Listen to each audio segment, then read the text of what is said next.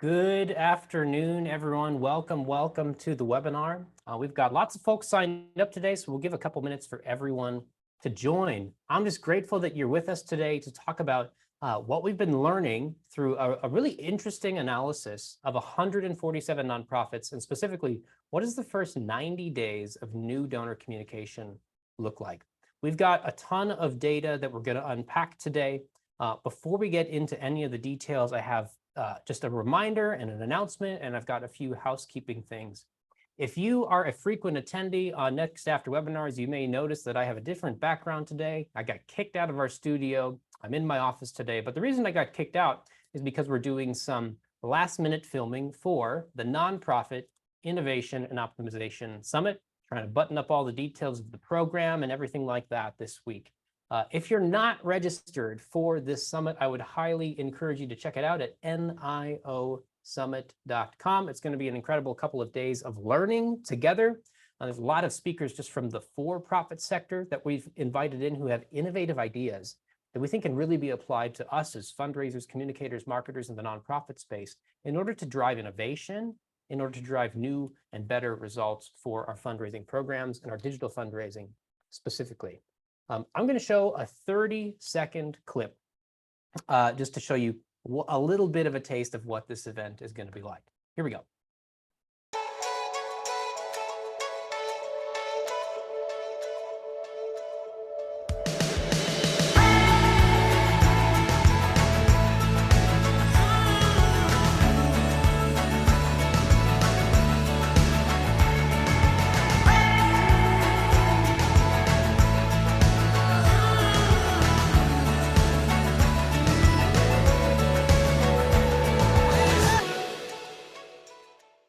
So as you can clearly see, we've got a Wizard of Oz theme, and we're going all in on it. We just want to have a lot of fun because we think that's a better learning environment for everyone to come together and learn new, innovative ways to grow giving and generosity together. So if you're not registered, make sure you get your ticket really soon because September 20th is coming up in only just a few weeks somehow. So go to niosummit.com.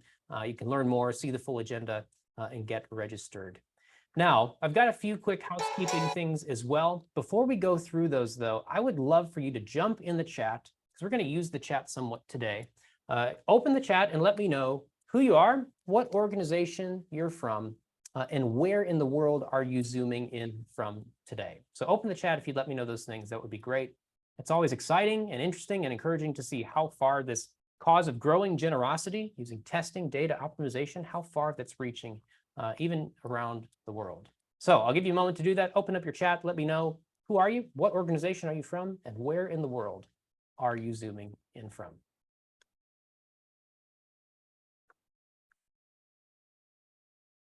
Ooh, I see someone says chat is disabled. Thanks for the heads up there. Let's turn that on. Nay, if you wouldn't mind turning the chat on for everyone, that would be awesome. While you're working on that, I'll hit on some of the housekeeping things here. The most popular question that we ever get is this webinar being recorded? And the answer is always yes. So we will send you a video recording of this webinar later this evening. Typically, it's around 5 p.m. Central Time. So you can be on the lookout for that. We will also send you a link to the slide deck and any other resources we mentioned today during the session. And then I'm going to try my best to make sure we have time for Q&A. There's a lot of data to get through. But I'm going to try to make sure that there's some time for you to ask some questions. If we've got to go a little bit past 2 o'clock in order to ask and answer some questions, we can do that as well. Now, I see the chat blowing up, and we've got lots of folks on today. I'm just going to give some highlights and shout outs here. I see Meg from Colorado Public Radio based in Denver. Welcome. We've got Riley Flores based here in the Dallas area, which is where we're at. We're in Plano, Texas, from Prison Entrepreneurship Program. I see some folks from Alberta and Edmonton. I see down in Florida, we've got Chicago, we've got Darshan in Santa Fe, we've got Rebecca in Ozark. Is that Missouri? Is that Missouri or Montana? You tell me. Apparently I don't know my state abbreviations. We've got folks from around the globe as well. This is fantastic. Some folks from Toronto, some folks in BC, British Columbia. This is fantastic. Even a few from Uganda, I see. So welcome to everyone. Grateful for you being here. Grateful for you sharing your time with us today. Hopefully we can make the most of every moment of it. Before we dive into all the details of how we conducted this study and what we've been learning along the way, I want to spend a little bit of time and talk about the why. Why is this type of an analysis and this study important? As you see on your screen, this study has been sponsored by our friends at American Philanthropic. They've helped make sure that this research not only gets done, but gets put in your hands for free. So you don't have to pay a fee to check out this really interesting data. They've made it possible for you to get access to it. And so we're grateful for their partnership. And I want to hand it over to Chris Baggett from American Philanthropic for a couple of minutes to talk about just, Chris, why is this type of data important to you? Why is this type of research important to you? And then ultimately, who's American Philanthropic and how can you serve this space? Sure. Well, Nathan, thank you very much for inviting us to be a part of this today. We are really grateful for you and the work of Next After. As far as the study is concerned, many of you probably heard the slogan, you never get a second chance to make a first impression. And I actually looked up who the source of that was. I have no idea. Some people say Oscar Wilde and some people say Roy Rogers. So I don't know. Let's just say Oscar Wilde because it makes me feel more literary attuned. But you never get a chance to make a first impression. And the reality is that this is so true when it comes to developing relationships with donors. When a donor gives to an organization, the donor is doing more than just giving of their financial resources. They are actually taking a risk to enter into a relationship with that organization. And frankly, relationships are risky. And a lot of what's defined in a relationship starts at the very, very beginning. And so, what happens after a donor gives says a lot about the value that an organization places on that relationship. It says a lot about how an organization can serve a donor. And really, isn't that what fundraising is? Isn't it? It's a service. It's more than raising funds. It's more than funding programs. Fundraising is a service. And so really, that's why we've partnered with Next After in this study, because as you do, Nathan, and the rest of your colleagues at Next After, we want to identify what's working, address what's not working, so that ultimately we all can serve donors better. There's that reason. And then there's also the reason we just flat out love Next After. So any opportunity to hang out with you all is certainly a bonus. I love it. Well, thank you, Chris. I appreciate it. On behalf of everyone joining today and everyone who's going to see this study over the coming months, we're just grateful for you and thankful for your partnership to make sure that this type of research can happen. Because I think there's a lot of opportunity that can come from it to grow giving and grow generosity. So that's really where I want to go next and talk about some of the why, just from our perspective as well, and bring some data to the table. Because I think it's really critical to look at what the data says about retention and about the new donor experience. So why did we analyze this 90-day window after you become a new donor? And I want to go to some benchmark data around donor retention. Our friends at M&R produce this benchmark report every single year. Their most recent one, looking back at 2021 metrics, they put out a lot of different data around online giving and trends. Specifically looking at online donor retention, here's what they found.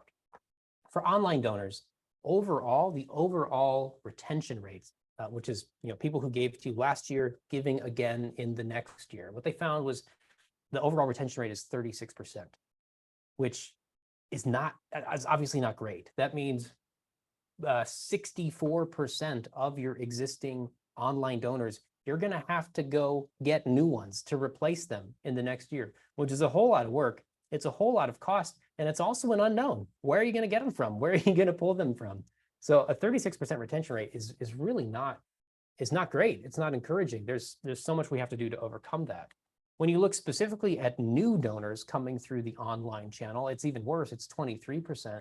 And then even looking at this key multi-year donor relationship, people who our prior donors have given to you in the past, what's their likelihood of giving to you again, even if they're not brand new? It's really only 60%. So in the best case scenario, you still have to go replace 40% of your donors year after year. This is for online donors. I wanted to also look at the offline donors as well. And Blackbaud has some benchmarks around that they found in 2021. 29% of first year offline only donors retain at 29%. When you look at multi-year offline donors, the number jumps up to 60%. So that's really where these two very clearly agree. Even in this multi-year donor relationship, you're only going to retain about 60% of them. So we can have some fun with math and kind of project this out. In this best case scenario, if your donors retain at 60%, but overall, obviously the overall average is a little bit lower than that. Even if it's as high as 60, let's pretend you have 10,000 multi-year donors. In year 2, that number is going to drop pretty substantially down to only 6,000. And then if we keep going forward, we jump out to year 3, year 4, year 5, you only have 1,296 of these donors left. Let's go all the way out to year 10. You basically only have a couple of these donors left. They're basically all gone. So what do we do about this? There's really a couple of options. We can focus on fixing retention, and we can focus on acquisition. These are two different approaches. Now, they're not mutually exclusive approaches, so it's not just red pill or blue pill here. There's a lot of proven strategies around how to grow and scale acquisition. We released a new course at the beginning of this month, all around strategies to go find and acquire new donors, totally new to you. How do you move them into email acquisition and then into a donation relationship? There's a lot of strategies around acquisition out there. But again, that's a lot of work. It's a lot of time. It's a lot of cost, because often you have to dive into some really heavy ad or paid ad strategies. And what we really want to start to focus on is not just how do we go find new people, but how do we retain people? All right, let's keep going, because there's some really interesting data, even on the phone call side of things. Our friends at Bloomerang conducted this study where they found that new donors who receive a phone call within 90 days are nearly 25% more likely to retain just by getting a phone call. And then if you receive multiple phone calls, well, that retention rate even goes up further. Get Response is not a nonprofit organization. They don't serve nonprofits exclusively, but as they're analyzing all the emails that flow through their system, they found some interesting trends that you might assume, but here's the data behind it.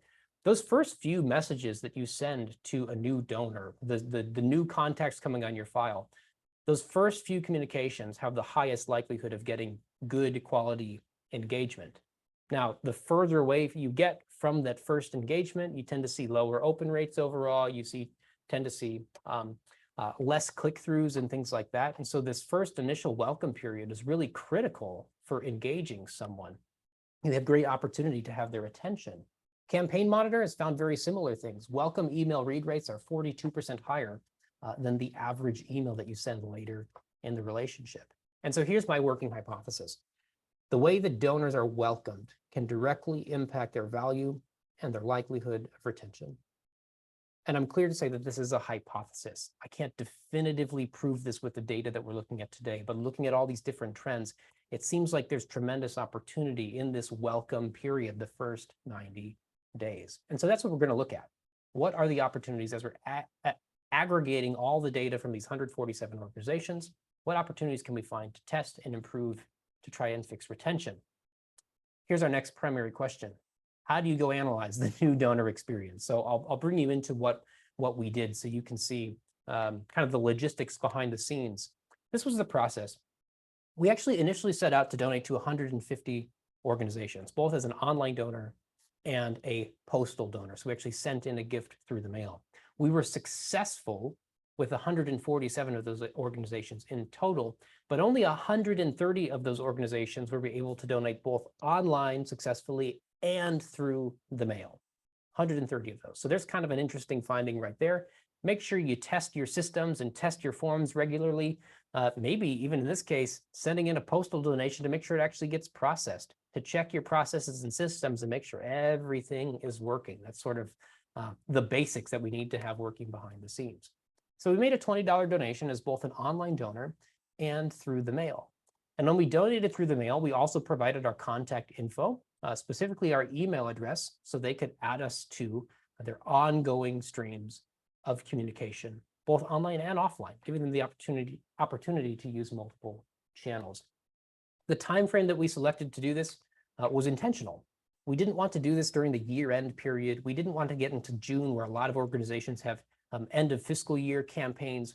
We wanted to have the most, like, quote unquote normal time frame that we could find to see what's the normal routine cadence of communication when a new donor comes on board.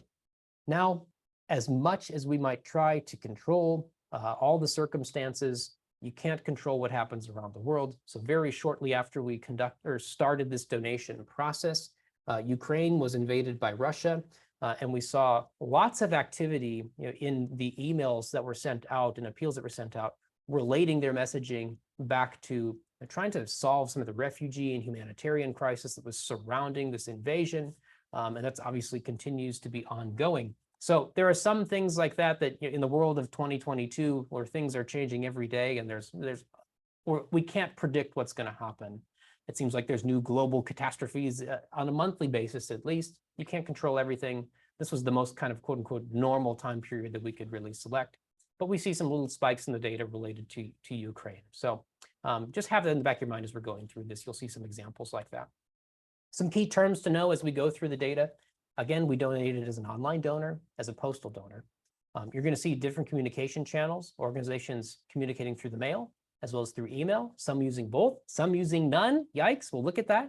And then different types of communication. We have solicitations, and then we have cultivation. We'll break those down into some smaller buckets as well, but those are the two primary categories. How often are people asking for money in some way, shape, or form? How often are organizations just cultivating the relationship? And as a snapshot of who's in this study, here's how the different verticals break down. We've got a lot of international organizations, faith-based organizations, public policy, advocacy organizations, then it sort of trickles down from there. Organizations by annual revenue. This tends to skew a little bit towards larger organizations. And some of the theory there is, many of these large organizations have lots of transactions coming through, lots of revenue, lots of donors. They should have a little bit more of the sophistication to send nuanced communication series and new welcome series workflows and things like that. That's at least the theory. And so as we go into this, we'll see kind of how this plays out, even with some slightly larger organizations. Now, we've looked at the snapshot, how we've conducted the study, but what was the experience like overall? All in all, after 90 days, we received 2,186 messages. That's inclusive of both email communication and direct mail communication to both types of donors. And just looking at the chart very quickly, you can see there's a pretty big disparity in terms of volume of communication to the online donor and the postal donor. Now, we'll look at where that kind of comes from, but it's interesting to see that if you're an online donor, you're going to get a heck of a lot more communication than you're going to get if you send a gift in through the mail.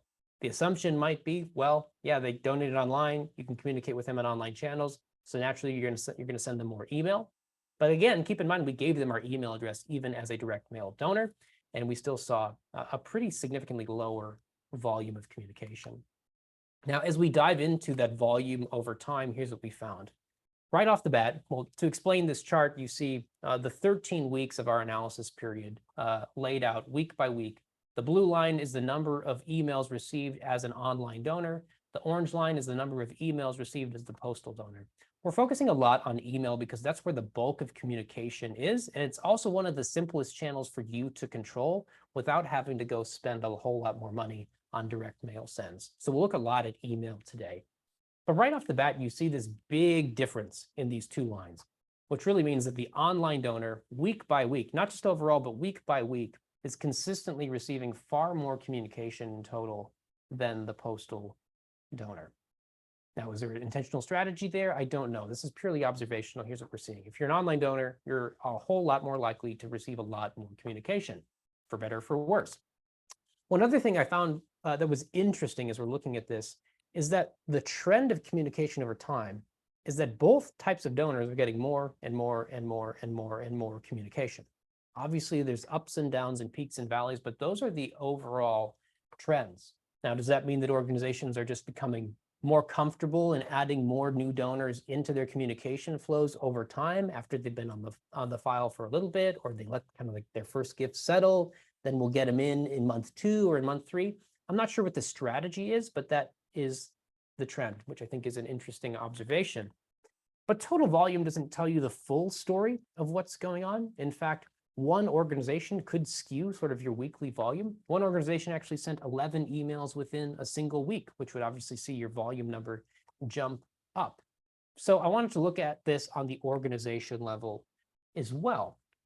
And when you do that, this chart is showing you the number of organizations communicating week by week. You have this big spike at the beginning, and you can imagine this is mostly thank yous and receipts after you made your first donation. 67% of organizations sent something to the online donor within the first week. And again, this makes sense, but I want to key in on this for a second, because 67% sending something means that you had 33% that didn't send anything, even in that first week, to a brand new donor, to an online donor. So maybe there's opportunity there to just send something and communicate and engage. Looking at week 2, by the time week 2 comes around, we're only hearing from 39% of organizations, and then it sort of plateaus from there and stays pretty consistent in terms of week by week organizations emailing. You look at the postal donor, you've got a bit of a lag between when the gift was received and when communication starts to come out. Then it kind of dips again, comes back up, and then plateaus. So interesting to look at the number of organizations communicating week by week. It starts fairly high, and then it starts to drop off. So does this mean we need to take a look at some of our communication strategies and make sure that we have a steady drip of communication over time? Possibly, something to consider for you. Here's where I think it gets most interesting, is as we break down this communication by the different channels that nonprofits used.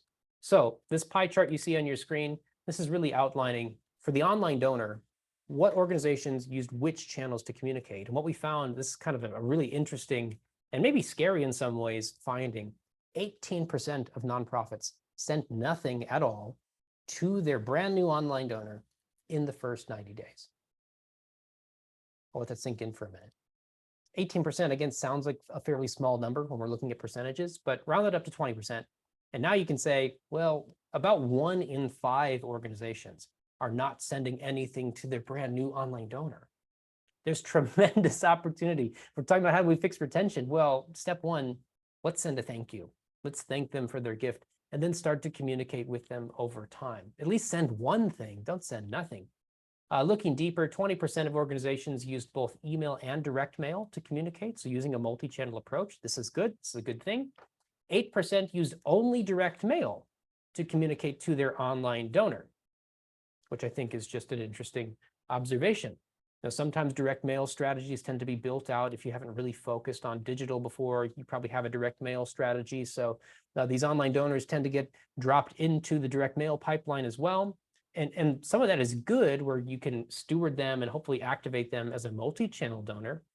But we might also want to consider using email as well as a way to very quickly engage with the online donor. And then the common strategy, the common approach, 52%, or about half of organizations, use only email to communicate with the online donor. That's kind of what you would assume would be the case for the majority. So no surprises there. As we look at the postal donor, we see some interesting trends as well. The number of organizations sending multi-channel is about 11%. You've got 19% using only email for just the postal donor, which again is kind of interesting. Not what you would expect, but it is a quick and simple and easy, cheap communication channel to engage with the postal donor. 23% are sending them only direct mail, which is kind of the assumed strategy. They gave through the mail, why don't we send them mail communication? But here's what's probably the most shocking out of all of this, all the different trends and findings in this study, is that 45% of nonprofits sent absolutely nothing to their postal donor within the first 90 days. This is a really key finding. And obviously there's room to improve on the online donor side as well. But 45%, that's almost half of nonprofits that are sending nothing to these donors that have handwritten a check and sent it to them in the mail. No thank you, no receipt, nothing.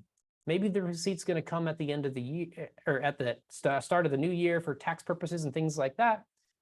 But there's no stewardship communication, there's no cultivation, there's no thank you, there's nothing to continue to build the relationship. So this might be a tremendous opportunity, because the odds are this might be you. It's probably going to be half of us on this call. So consider this. What strategies do you have in place to steward and cultivate and communicate with the postal donor, someone who sends you a direct mail gift? Now, what kinds of communications were sent to new donors? Not just, what channels, but what are the actual types of messaging? What are they being asked to do? What are they being asked to engage with? Now, just a really quick snapshot, you see some differences in the big colors on your screen, and I'll unpack that. The orange is cultivation, the blue is appeals.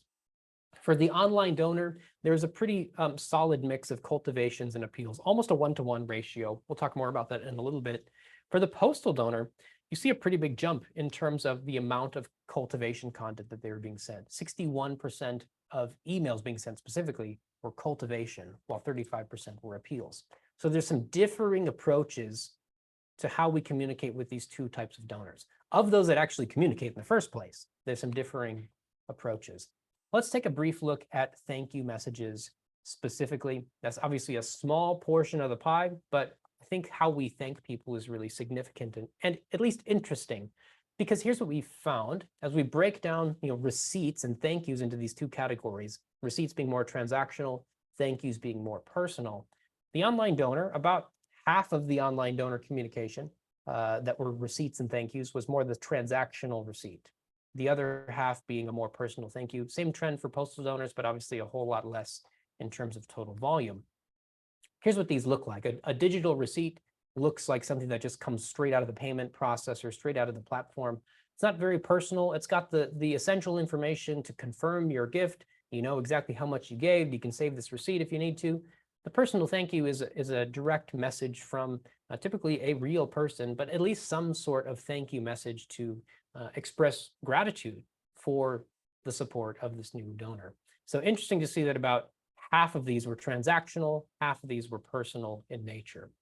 I would encourage us to lean into the personal thank you. We've got a lot of different learnings and materials around the effectiveness of being a real human with our donors, communicating like a real person. So I'd encourage you to lean into that personal approach.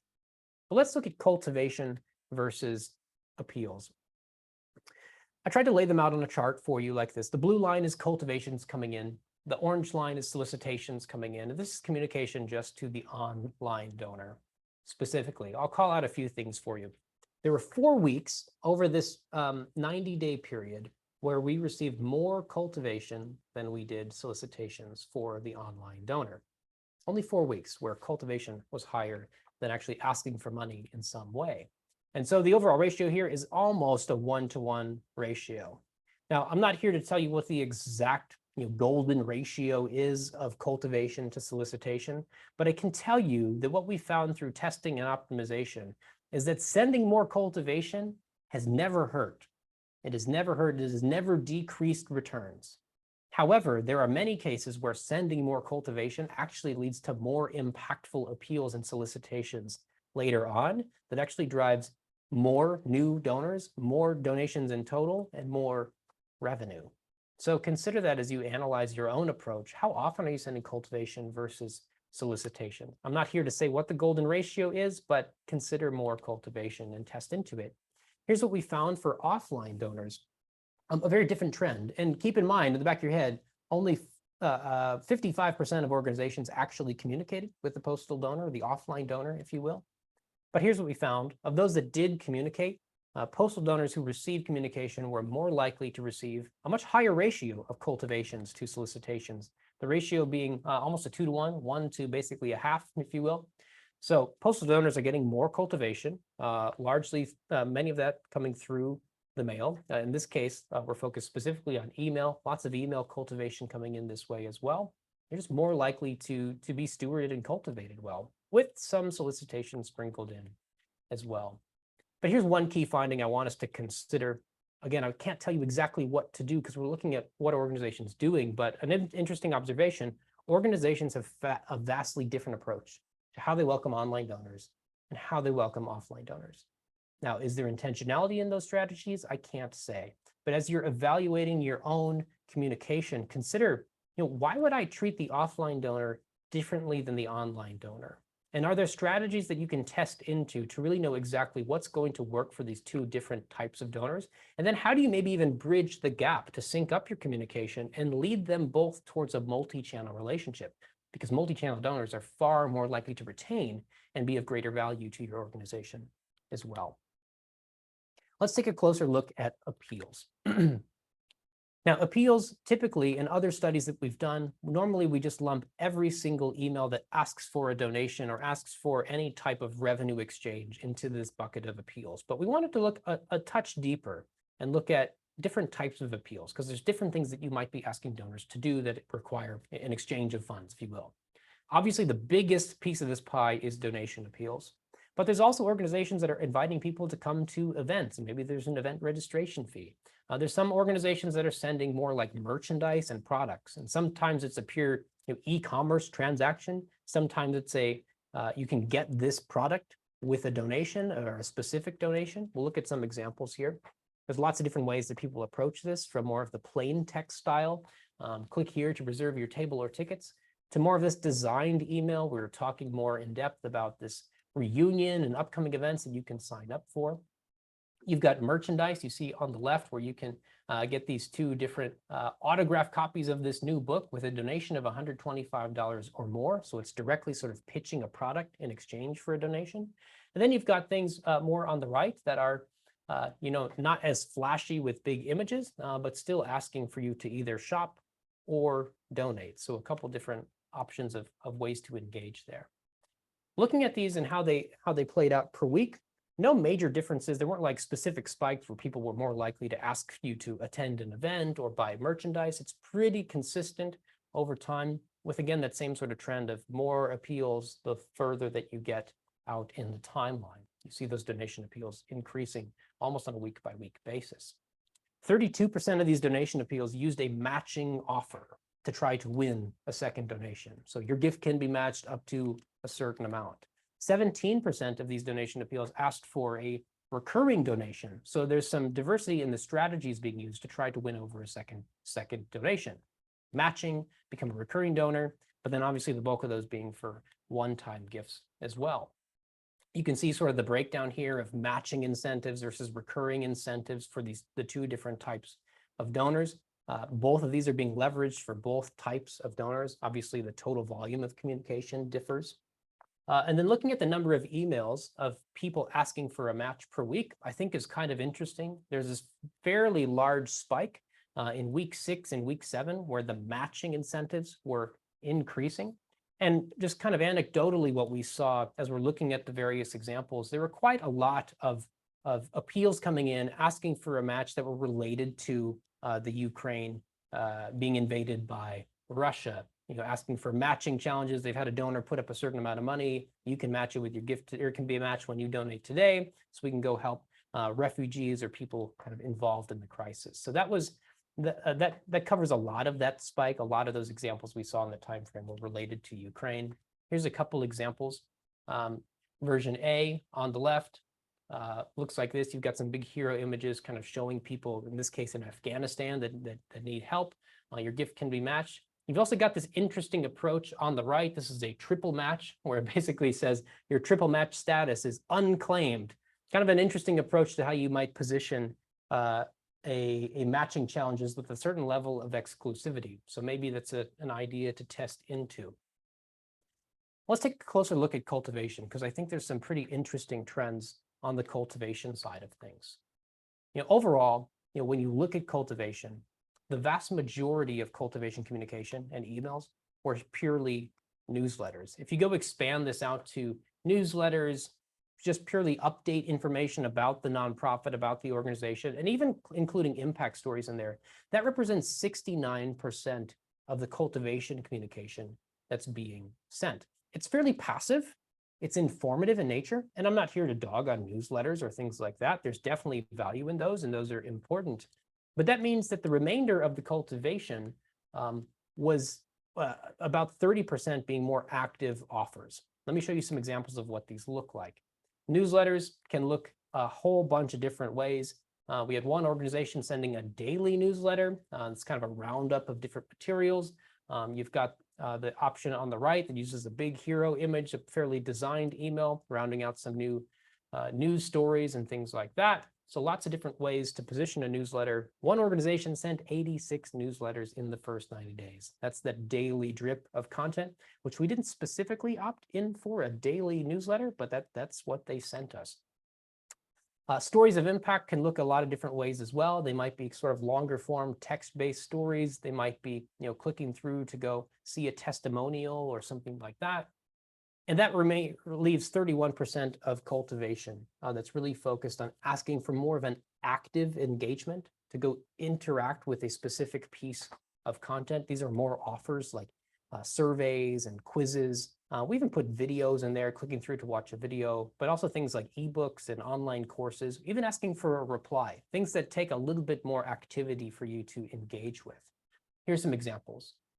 Online courses or video series to opt into.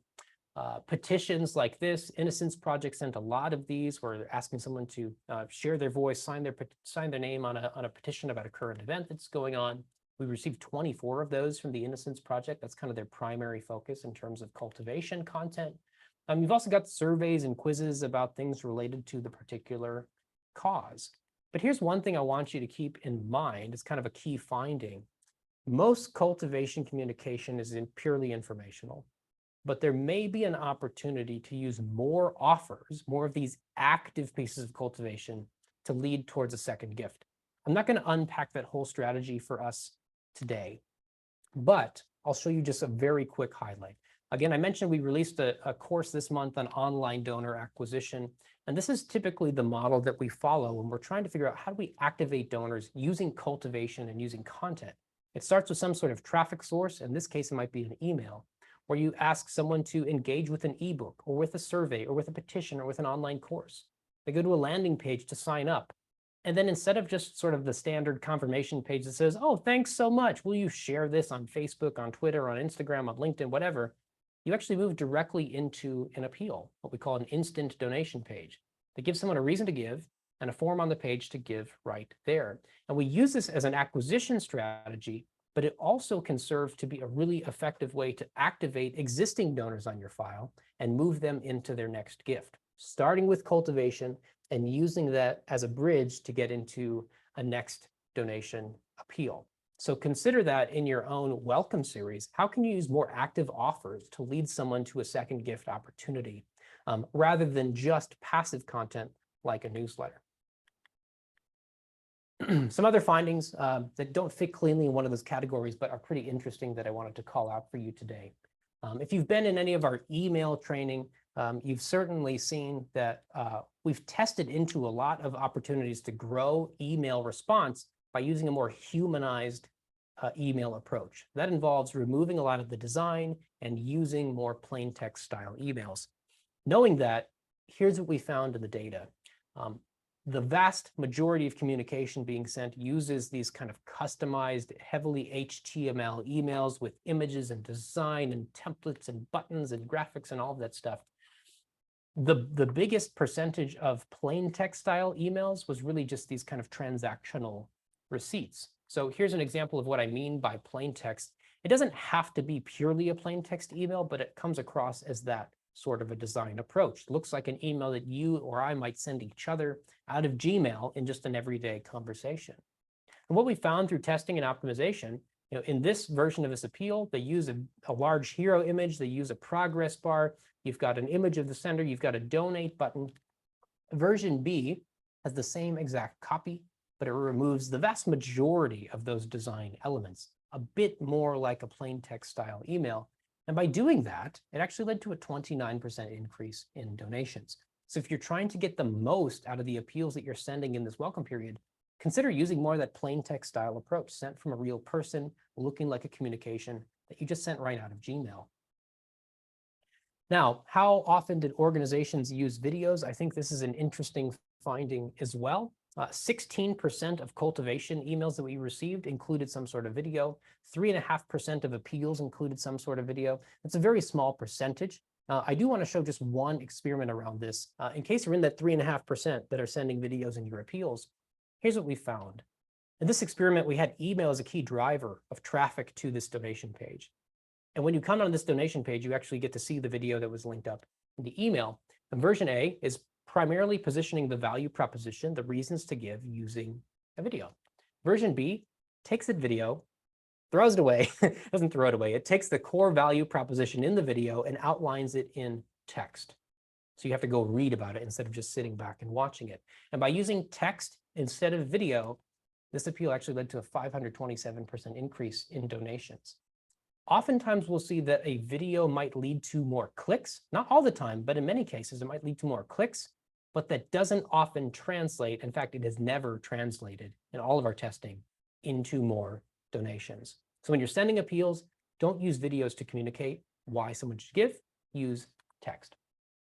Now, of all these emails that we're receiving, who sent them?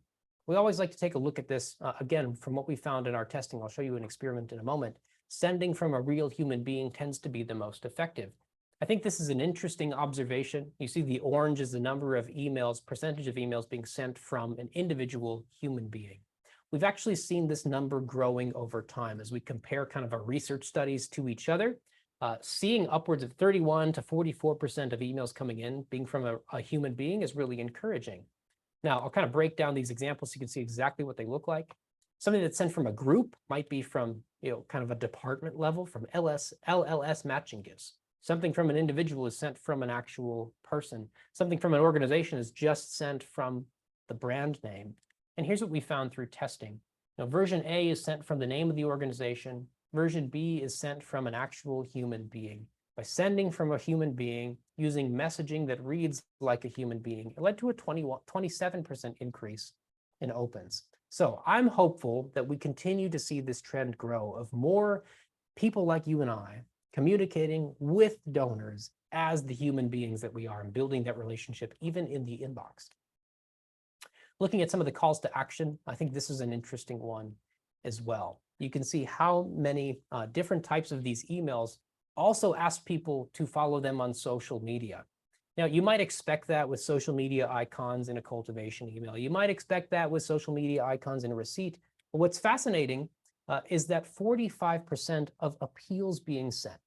So these are emails that are asking someone to take a specific action. Most typically that's to donate. 45% of those are also asking that potential donor, potential second gift donor, to follow them on social channels. Now, here's why that might not be a good thing. Even on something like a donation page, where often we assume that someone is fully motivated to give, if we have distractions in the process, it could hinder giving. It could create friction. In version A of this page, they've got lots of different other things that you can do on the page, including social media icons and navigation. Version B gets rid of all of those, and it led to an 18% increase in donations by removing the distractions. If we're asking someone to do something else in our appeals, well, we're giving them the option to opt out, and you might be harming your ability to lead to a second gift. Again, here's our key finding. 45% of these appeals also ask donors to follow them on social media in the same appeal where they're asking them to give money. Don't ask someone to do two things, because then I get confused about which one is actually important. And I might choose the easier one, but I also might opt out entirely. So ask me to do one thing and you might see a higher likelihood of getting that second gift. Now, I want to finish this out. I know we've got about 15 minutes left. I want to give us a little bit of time for some Q&A as well. I've seen some comments coming through in the chat. I see the little 5 bubble notification on my Q&A tool, so there's certainly questions that we'll get to. But I want to finish up today by looking at a few different examples. We've got more of these that will be in the final research study that we'll be able to share with you. But I want you to see from the organization level, what are some of the approaches that people are using? And you can derive your own sort of ideas and strategies from it that you can go test. So one example is the American Heart Association. Now, before we get into any of this, I just want to say, I'm not here to be overly critical of any particular organization. My goal and my hope by looking at these examples is to extract the good, as well as maybe the opportunities for improvement, so that you can have some ideas around what might I test, what might I install in my own program to try to move the needle on retention and second gift strategies. So that said, let's dive in. The American Heart Association is an example of an organization that sent only online communication, specifically only online communication to their online donor. And here's how the communication breaks down over time. It was fairly solicitation heavy. The one little purple line here at the beginning represents the receipt that was sent in the first week. The blues are all the different solicitations sent. The orange are the cultivations that were sent. And you can see there's a whole lot more blue than there are orange and obviously purple. But what did those really look like? At the very beginning of this engagement, after we become a new donor, they sent a thank you and a receipt kind of combined, sent 3 days after the donation. So it took a little bit of time for it to actually be received in the inbox. Maybe there's opportunity to try to send this faster, quicker, make sure it gets sent immediately as someone has just become a new donor. So something to consider. But this is the thank you receipt from the American Heart Association. That's the first engagement. But also, in that first week, we received 3 different appeals. In total, over the 90-day period, we received 20 total appeals, which is one about every 4.5 days. So it's quite a lot. It's a heavy solicitation strategy. They took different shapes and forms, some of them using these large sort of hero images, trying to showcase images of the people that have been impacted by their work, asking for donations, asking for matching gifts. You can kind of squint and see there's a matching opportunity in there as well. So a wide variety of different approaches to incentives and appeals, but they look mostly like this. In contrast, we saw 7 cultivations. So that ratio is a little bit more skewed heavily towards solicitations, lower on cultivation. We saw 7 cultivations in the 90-day period. Some of them look like this. You can click through and go watch a video of someone who's talking about heart health. So lots of different cultivations in here as well. What I want you to take away from this, and kind of one hypothesis I have here, is that there might be a better way to lead someone towards a second gift than just sending more solicitations. And here's why. Here's an experiment from one organization. This is a welcome series, not for new donors, it's for new subscribers. But I wonder if there's an application here for new donors as well. This control version of their welcome series looks pretty typical, where you've got some introductory content, getting to know you type of content. They share some stories. They share some direct or some soft donation appeals within those stories. They close out the welcome series with a direct donation appeal and then kind of hand you off to the newsletter.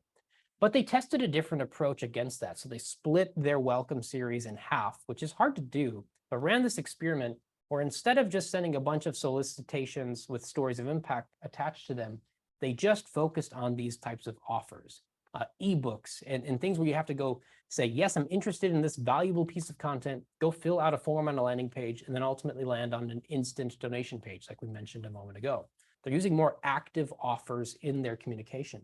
They don't have any direct appeals, but by using these offers as sort of the bridge to lead to an instant donation page, they actually saw a 920% increase in donations without sending a direct appeal. So if you want to lead to more donations, even in this first 90-day period, you might not have to just send more solicitations.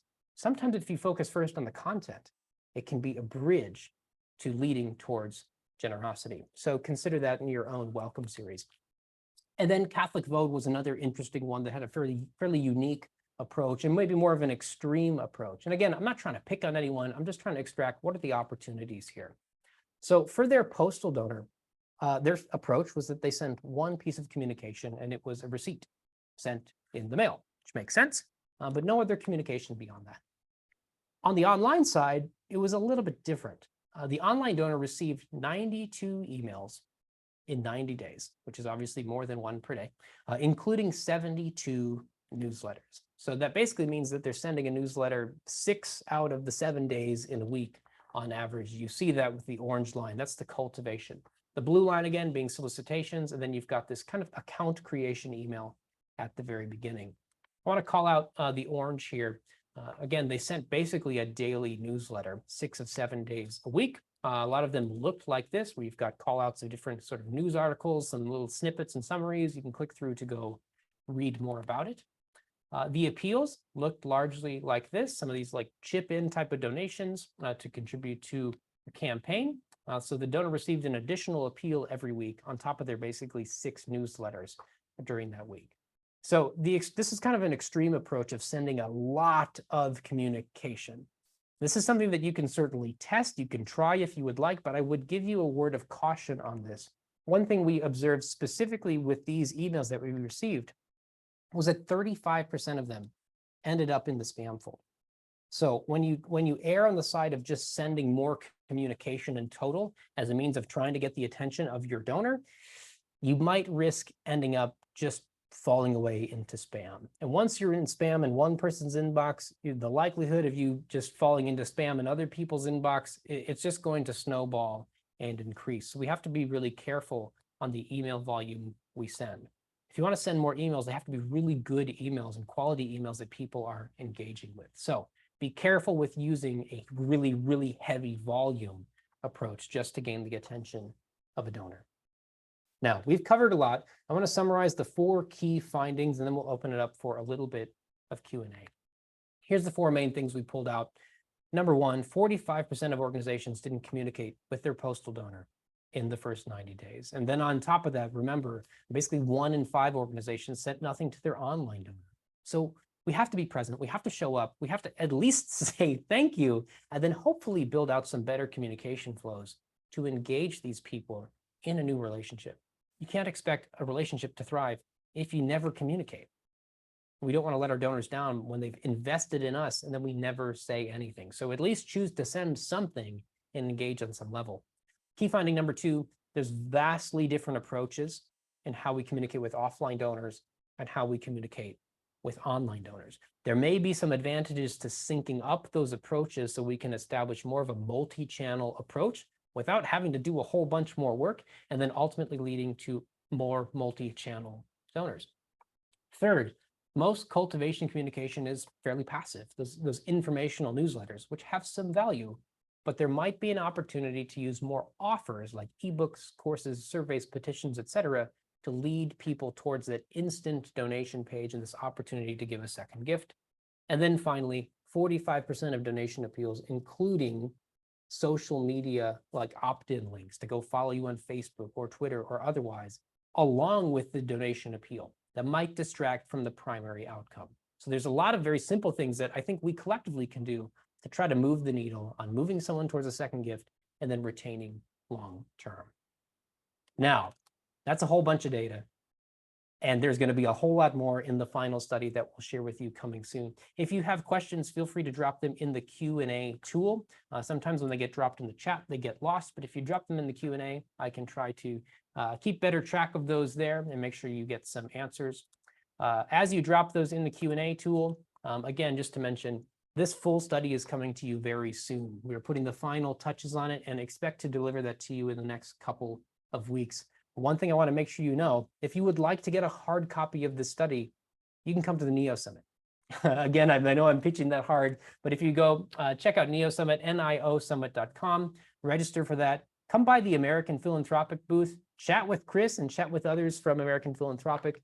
They'd love to give you a free copy of the study so that you can be equipped with a lot of this data and insights to take back to your organization and figure out, okay, what should our approach be to try to retain people better and lead towards this second gift opportunity. All right, I'm going to look at the questions in the Q&A. There's a question from Abby who's wondering how many organizations sent both a thank you and a receipt.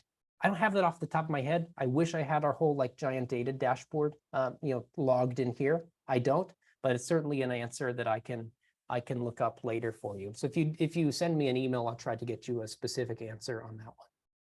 A question from Judy. Are you seeing evidence of how hard copy communication, storytelling, update letters, etc., also enhance online donations? That's a really good question. There's a couple experiments that are in our experiment library of sending more like postcard style communication, just as a touch point, not to go try to solicit someone towards an extra donation, but just to say thank you. Specifically, I can think of an example related to like sending a Thanksgiving postcard. If you celebrate that holiday, if your donors celebrate that holiday, this organization sent out a thank you Thanksgiving postcard, touching base, thank you for your support, and saw over a 200% increase in the likelihood of them giving during the year-end season. My brain's kind of in year-end mode because we're starting to put together some of that content as well. But yes, we do see some evidence of using these hard copy or offline communications, if you will, that are actually enhancing the likelihood of someone giving across both channels, not just offline, but online as well. question from Naomi. You say you get better results with text versus video on a landing page, but what about in Cultivation emails? Great question. And I mentioned this briefly, but I'll say it again here. What we found with video is has never been the most effective means of leading someone towards saying yes to a donation, or even on any kind of conversion page, whether it's a donation page or it's a newsletter sign up page or an online course sign up page. Video is not the best medium to communicate information that leads someone to saying yes through a form on a landing page of any sort. However, your question about cultivation, in some cases, it has led to better click-through rates, getting more people to click through and just kind of view the content. So it might be a tool to use in some of your cultivation emails. Videos are really powerful for unpacking and telling stories. It might be a great cultivation piece that could enhance the effectiveness of appeals that are going to come later. So if you're going to use videos, consider using them in that cultivation piece, but then make sure you keep them off of the donation page. Hopefully that's helpful. Question from Anne. Can you give suggestions to get donors to give their email addresses and/or phone numbers? I'm assuming you're referring to offline donors, because for online donors specifically, typically that's captured when someone donates through an online giving form so that you can send that receipt immediately. In most cases, that's a required field. For phone numbers, for online donors specifically, what we found is if you require a phone number field on your online donation form, that typically leads to a decrease in conversions. But most of the time, you can get away with an optional phone number field and not affect your conversion rates at all, which, excuse me, gives you the chance to communicate with those that want to be communicated with over the phone and make those donor thank you calls, and that's great, but then doesn't force someone to give information they don't want to give you. So that's for online donors. For offline donors, this is a really good question. One of the primary ways that we have done this in the past, many organizations will go and try to do like big email appends. We get some big data sources to do email appends, and that doesn't always work. It's not always the most effective.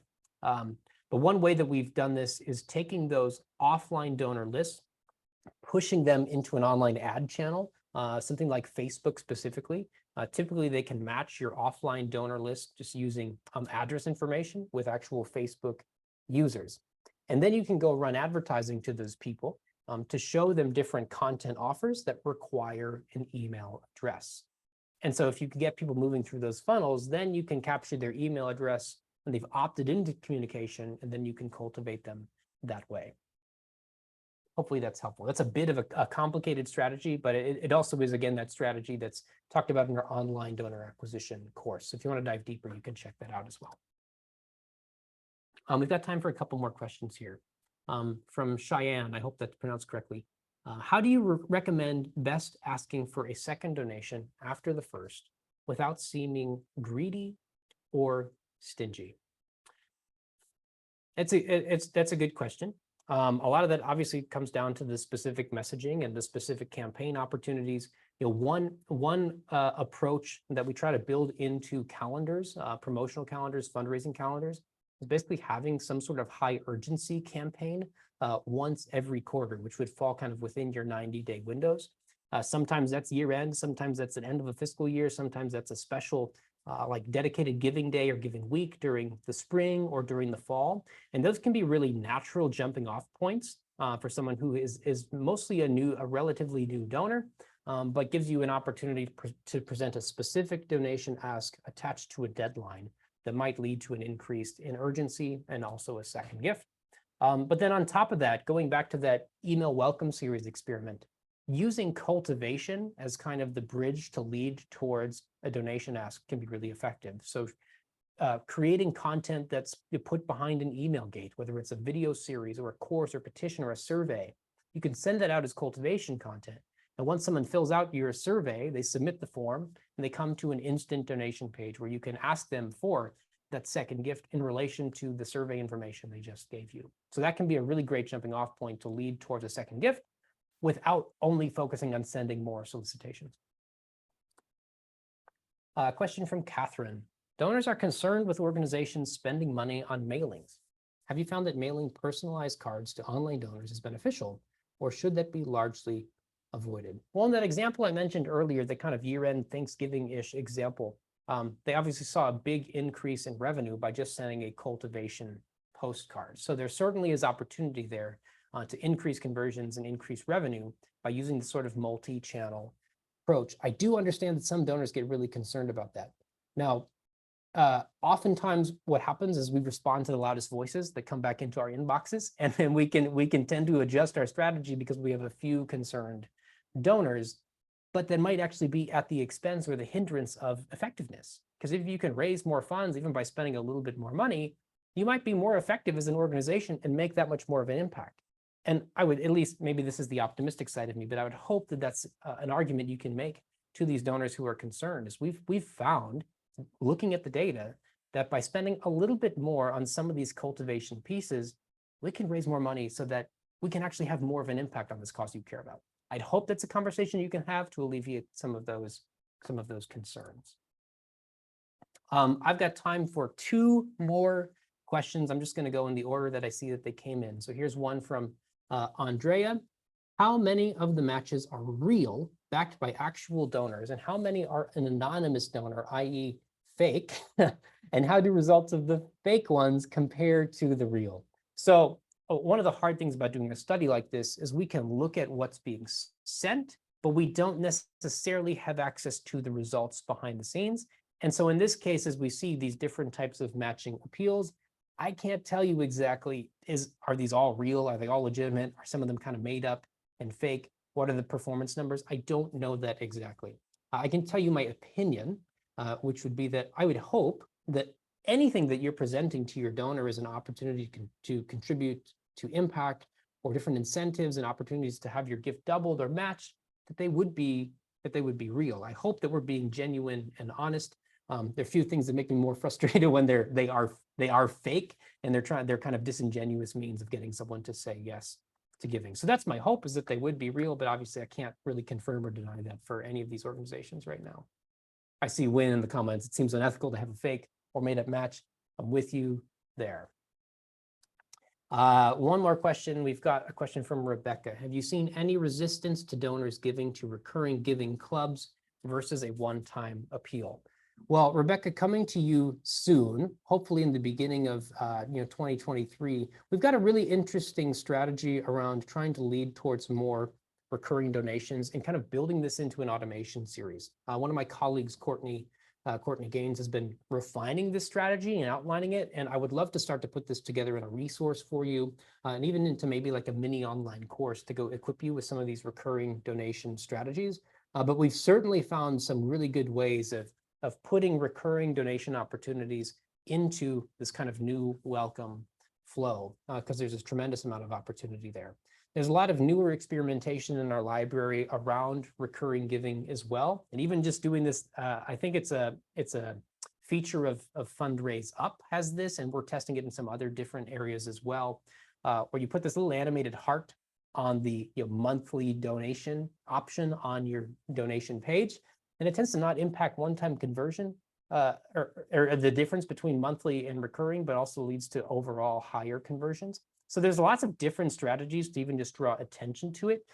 One thing that I would encourage you to do if you're writing these recurring donation appeals is to make sure that you give people clear reasons as to why they should become a monthly donor or a recurring donor rather than give a one-time gift. We have to articulate the value proposition of why someone should give in the first place. But then my next question is, well, couldn't I make that impact with just a one-time gift? So what are the benefits of becoming a recurring donor? Are there specific incentives? Are you able to make more of a specific impact if you become a recurring donor? So those are the questions you might want to consider asking as you test into using these different recurring donation appeals. All right, everyone. It's 2:06. We're a few minutes past the hour. I want to be a good steward of your time. If you have additional questions, feel free to shoot me a note in my email. I'll try to get you an answer as soon as I can. My inbox is kind of a hot mess at the moment, so it might be a little bit, but I'll do my best. Thank you so much to all of you for your time today. Hopefully this has been helpful. We will keep you posted as soon as this final study is ready to go. And again, if you want to get a hard copy of it, come to the NEO Summit. You can check that out at niosummit.com. Hopefully I'll see many of you there. If not, I'll see you on the next webinar. Thank you all so much. Have a great day. Take care.